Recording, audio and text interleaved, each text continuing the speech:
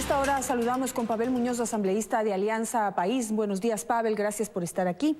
Quisiera aprovechar con usted para poder analizar la proforma del 2018, justo ahora que estamos en los primeros 100 días del gobierno de Lenín Moreno.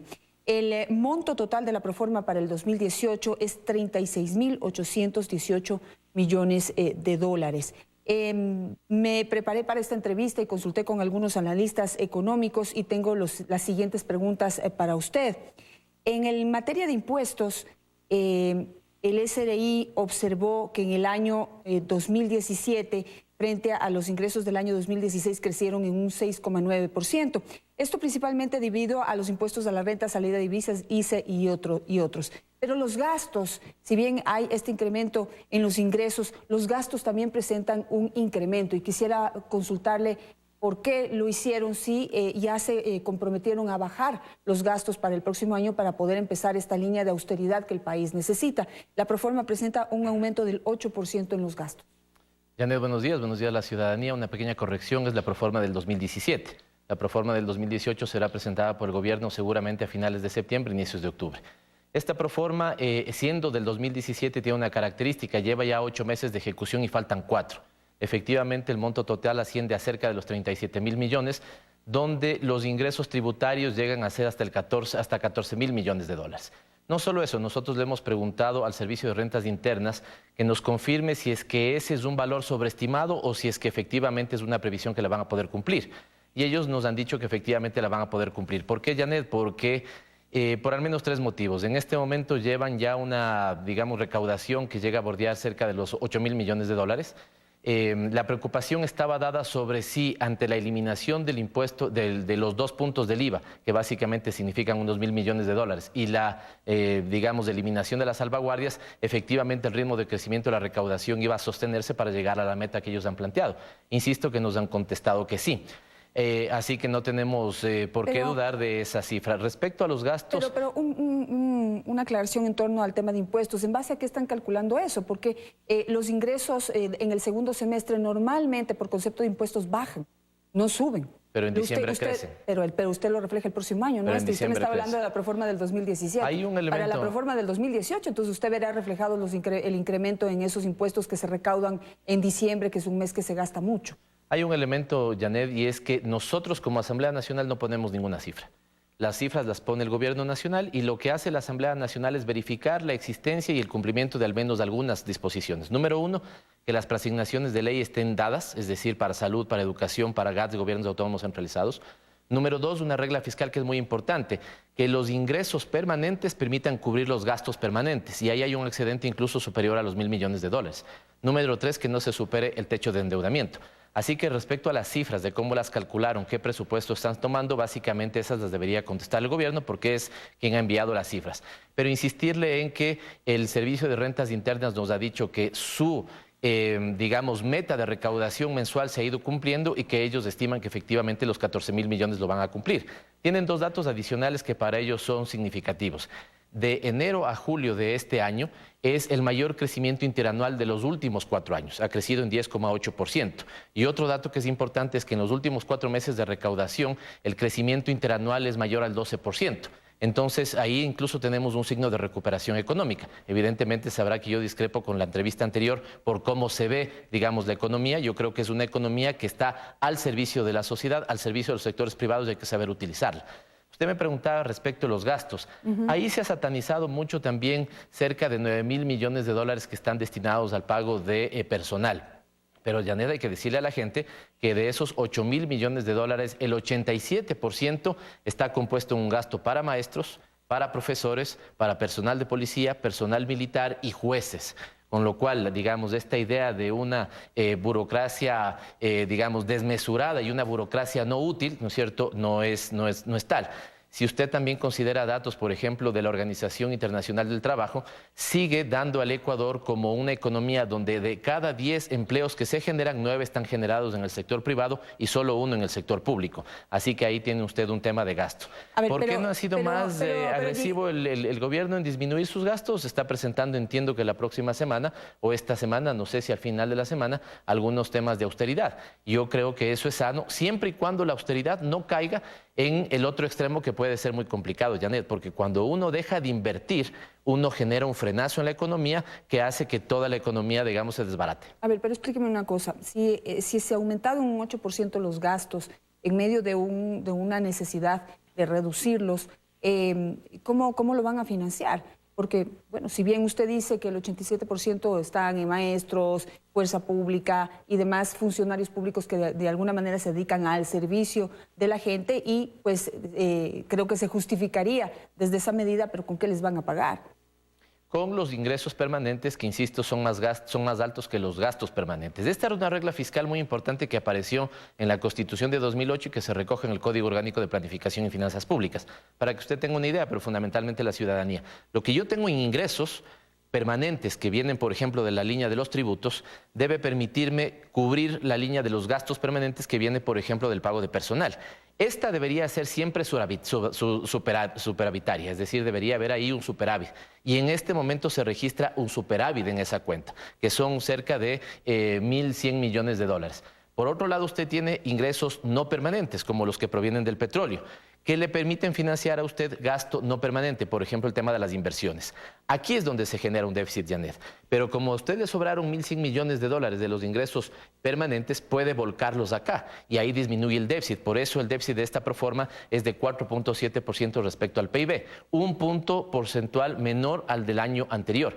¿Cómo financiarlo? Las fuentes de financiamiento que también están previstas en esta proforma superan los 11.000 millones de dólares y están diversificadas. Es decir, es falso que tenemos solo colocación o con China o con Estados Unidos o con el BID. No, hay bonos internos, hay bonos externos. Los bonos externos provienen o, digamos, de la colocación en mercados de capitales o provienen de créditos de banca comercial externa o de países externos o de organismos de cooperación internacional. Me parece que bordea los 6.000 millones de dólares. Entonces, es una proforma que necesita ser financiada, evidentemente, pero que diversifican sus fuentes de financiamiento. Es decir, tiene un hueco fiscal de más de 4.000 millones de dólares. Sí, 4.700 millones de dólares. Para ponerlo en términos que la gente entiende y conoce mejor. Hablemos de la amortización de la deuda. Son 7.034 millones de dólares que representan un 19% del total de los gastos que se van a hacer en esta proforma presupuestaria. Y de acuerdo al analista que consulté, esto superaría lo que se destina en salud y educación en alrededor de 3.000 millones de dólares. Falso. Es decir, ahí el concepto y lo que se preveía, ¿no? que el grueso o que gran parte de los ingresos del Estado se iban a destinar al pago de la deuda y no a lo social como siempre se había ofrecido. Falso, Janet, dígale ahí al analista que le asesore bien porque el dato es falso. Lastimosamente no tengo un dato donde se pueden ver las líneas, pero si usted considera las amortizaciones y el pago de capital, llega a pagar un poco más de 9.000 millones de dólares. Y la inversión social supera los 11.000 millones de dólares. Es decir, es más alta, sigue siendo más alta la inversión social que lo que se destina para el pago de deuda, incluida amortizaciones más lo que tiene que hacerse de pagos de capital. Esto ha cambiado, Janet, desde el año 2007, la curva que tenía el país. El país antes invertía más en el pago de la deuda externa y poco en el pago de la deuda social. Desde el 2007 esa curva se modificó, es decir, hoy es más alto lo que se invierte en el sector social que lo que se invierte en el pago de la deuda externa. Es cierto que la curva se achicó un poco en los últimos años, eso sí es cierto, se achicó un poco, pero seguimos teniendo el pago de la deuda social, digamos, más alto que el de la deuda externa.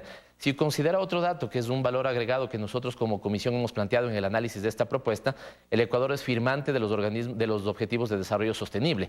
Y es importante ver cómo entre gasto corriente y gasto de inversión estamos invirtiendo más de 16.000 millones de dólares para el cumplimiento de esos objetivos de desarrollo. Así que seguimos invirtiendo más en el sector social que en pago de deuda. A ver, pero por ejemplo, en el campo de la salud y la educación, a pesar de los 10 años de gobierno que tuvieron, en donde usted también estuvo trabajando y a pesar de las promesas y ofertas de invertir en salud y educación, no se cumplió la meta que determina la Constitución de la República. Entonces, allí, ¿cómo lo justifica? Después de todo el dinero que tuvieron, no se logró llegar a la meta que se necesita para invertir en estos sectores. Con lo cual, el concepto que usted presenta de que están dedicados a la inversión social es relativo. Digamos que tuvieron muchos ingresos, pero no cumplieron con la meta. Esa meta es recontra ambiciosa, Janet, y por eso es que la Constitución establece la meta, pero la Constitución también establece una transitoria. ¿Cuál es la meta a la que usted se refiere? La Constitución dice se deberá destinar al menos el 6% del PIB a a educación, y se deberá destinar al menos el 4% del PIB a salud. Lo que dice la transitoria es que para que usted cumpla esa meta en el tiempo, debe destinarle al menos 0,5% del PIB anual hasta llegar a la meta. Una buena noticia para los ecuatorianos es que este año, dado los esfuerzos anuales, digamos, del incremento de ese 0,5% del PIB al tema de salud, ya cumplimos la meta constitucional de salud. Es decir, que en este momento lo que se asigna a salud, que me parece supera los 4.500 millones de dólares, hace que tengamos una inversión mayor al 4% del PIB en salud, cumpliendo la meta constitucional y habiendo cumplido, digamos, toda la transitoria que planteó la Constitución. En el caso de educación no se cumple todavía la meta. Se asigna así el 0,5% del PIB anual, como lo establece la transitoria de la Constitución, pero nos quedamos en el 3,93 del total respecto al PIB. Son metas súper ambiciosas, digamos. Un gobierno seguramente, yo creo que incluso en estos 4 años es difícil que podamos llegar en el caso de educación al 6% del PIB. Claro, pero cabe señalar que si bien se invirtió mucho dinero en los últimos 10 años, y aunque no se cumplió la meta ambiciosa a la que usted se refiere, pues se invirtió mucho en infraestructura, pero en el cambio del sector educativo todavía quedó mucho pendiente. Entonces, no sé si de aquí en adelante cuál va a ser la filosofía. Pero quisiera avanzar porque el tiempo se me va. ¿Cuál es el monto de la deuda externa que usted está tomando en cuenta para hacer esta reforma presupuestaria? El tema que ha previsto el Ministerio de Finanzas, tomando los 9.000 millones que le dije, son amortizaciones y pago de capital. 9.300 millones de dólares aproximadamente. Y los 11.000 millones... Para este año, pero digamos, ¿cuál es el monto total de la deuda que están tomando en cuenta? Porque había discusión en ese sentido. Hay quienes dicen que son 60.000 millones, otros dicen que son 25.000. Y pues aquí tengo un número que dice que ha sido reconocido como deuda, como la deuda pública, que es de 42.000 millones de dólares. ¿Cuál es el monto que usted está tomando en cuenta? No hay discusión, Janet, y no es del que yo tomo en cuenta, es del que dice la ley, por eso no hay discusión. Hay que leer el artículo 123 y el artículo 124 del Código de Planificación. El 123 dice lo que es deuda y lo que no es deuda. Por ejemplo, ¿qué no es deuda? Las operaciones menores de 360 días. Por ejemplo, ¿qué no son deuda? Los pasivos contingentes. Por ejemplo, ¿qué no son deuda? ¿No es cierto? Las operaciones comerciales de las empresas públicas. No es mi opinión, es lo que dice el artículo 123 del Código de Planificación. El artículo 124 dice que la deuda en ningún caso podrá pasar en su neto del 40%.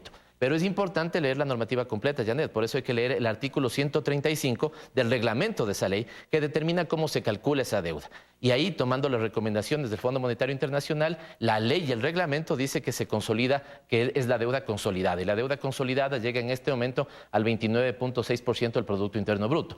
No se supera entonces el 40% y esta discrepancia es una discrepancia de analistas. Yo como legislador tengo que hacer lo que me dice la ley. Los datos que ha presentado el gobierno, que el gobierno presenta una deuda del 29,6% del PIB, nosotros verificamos que se cumple la norma según lo que dice, digamos, los artículos reglamentarios leyes que se hicieron para poder justificar todo esto que está diciendo usted, pero en total, aunque la ley diga una cosa u otra, en la práctica son cosas que hay que pagar. Sí, Janet, entonces, en ese sentido, ley. Todo lo que hay que pagar, ¿cuál es el monto que usted está tomando en cuenta? El agregado es de 41% del PIB aproximadamente, el agregado, pero lo que se considera en la proforma presupuestaria es la consolidada, y la consolidada, según la información del gobierno, llega a 29,6.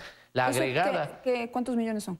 Son cerca de 30.000 millones de dólares. ¿Cuánto? 30.000 millones de dólares. Porque nuevamente, Janet, a pesar de que nos han querido mostrar una economía, digamos, que está hecho pedazos, vuelve a ser una proforma que supera en su PIB total, ¿no es cierto?, más de los 100.000 millones de dólares, que estima crecimiento en los próximos 4 años, empezando con el 0,71% del PIB ahora y terminando en el 2020 con el 2,5% del PIB, que estima una balanza comercial positiva en estos años, incremento en exportaciones de camarón, de atún, de banano. Esta visión positiva de la economía, ya, o sea, esto refleja la contraposición que hay incluso internamente dentro de Alianza País y el gobierno, porque ya el presidente les dijo que la mesa no está servida. Pero entonces, ¿qué manden los datos en ese sentido? Ahí ya no hay nada que discutir. Pero no estoy hablando de mis datos, estoy hablando de los datos del gobierno. Claro, pero por ejemplo, Estoy hablando de los datos del gobierno. Yo particularmente creo la mesa servida 100% y la década ganada. Yo particularmente creo y sostengo la mesa servida y la década ganada. Bueno, eso pero dice los que no datos, el presidente. Pero los datos que le doy, Janet, usted dice que es una discusión de analistas y ya no es solo de analistas, ya pasó al equipo económico del gobierno, ya está reconociendo que no hay la mesa servida. Entonces no hable de que no hay crisis, porque ya hay que hablar con la verdad. Si yo no he hablado, Janet, si yo no he hablado. Si usted lo que me está preguntando son las cifras de la proforma. Si yo pusiera las cifras de la proforma, la acepto. Pero las cifras de la proforma la pone las autoridades del gobierno de Lenín Moreno. Si las cifras que yo le digo del 29% no la pongo yo, la pone el ministro de Finanzas. El crecimiento lo pone el Banco Central, la recaudación lo pone el Servicio de Rentas Internas y todos son organismos del gobierno. Claro, pero son recaudaciones que pueden estar sobreestimadas, deuda que no está siendo tomada en cuenta tal y como es, y algunas otras cosas que le tengo que preguntar. Por ejemplo, la calidad de la deuda ya se analizó. de la deuda adquirida, independientemente del monto, pero la calidad de la deuda. Aquí dijo, por ejemplo, el exministro de Finanzas, Patricio Rivera, dijo que se endeudaban con los chinos al 10% y no con el Fondo Monetario Internacional al 2%, porque se estaba invirtiendo esa deuda en obras que iban a generar unos réditos del 29%, como el Coca-Cola Sinclair. ¿Cuáles son los réditos generados en este momento por las obras que se hicieron, como las hidroeléctricas? Dos elementos, Janet. Si usted tiene el histórico de cómo era la deuda externa en este país, gobiernos anteriores llegaron a endeudar hasta el 70% del PIB, ahí hay mala calidad de deuda. Segundo, antes la deuda se utilizaba incluso para el pago de profesores o de médicos, ahí hay mala calidad. Hoy la Constitución y la ley establece que la deuda solo se utiliza para proyectos de inversión, por ejemplo, carreteras, escuelas y hospitales, que el país los necesita. En eso se ha utilizado la deuda. ¿Pero no se endeudaron para pagar sueldos? No, Janet, digamos, ahí está, usted tiene una normativa y habría que entonces decirle a las autoridades de finanzas si se han endeudado para pagar sueldos. Bueno, porque todo pusieron en la misma bolsa y ya no se pudo disgregar en qué se gastaron qué. Pero da la coincidencia que ya iban a pagar sueldos, emitieron bonos. Janet, desde el año 2006, es decir, un año anterior a la Revolución Ciudadana, esta regla fiscal de que los gastos permanentes sean menores a los ingresos permanentes, desde el año 2006, un año antes de la Revolución Ciudadana, ya se cumple. Y en estos años la línea ha ido creciendo. Es decir, que el pago de salarios, insisto en esto, es importante para la ciudadanía. A la ciudadanía hay que orientarle, no hay que confundirle. Los salarios de la gente están en un rubro que se llama gasto permanente. Y los gastos permanentes se cubren con un rubro que se llama ingreso permanente, de cual provienen los tributos. Por eso es aventurado, Janet, ¿no es cierto?, que se quiera plantearle a la gente la disminución ciega de los impuestos, porque los impuestos sirven para que la gente tenga cubierto el profesor que educa a nuestros hijos o el médico que cura a nuestros abuelos. De ahí yo digamos saludo que cada quien tenga su apreciación sobre la economía, sobre las visiones, pero por ejemplo lo que decía hace un momento Cintia Viteri, su propuesta es interesante, pero no pasó a la segunda vuelta. Y esa no es la opinión mía, eso es lo que votaron los ciudadanos. En este momento hay un gobierno que presentó un programa de gobierno, ¿no es cierto?, un presidente con un programa de gobierno que fue votado en las urnas y eso es lo que aplica.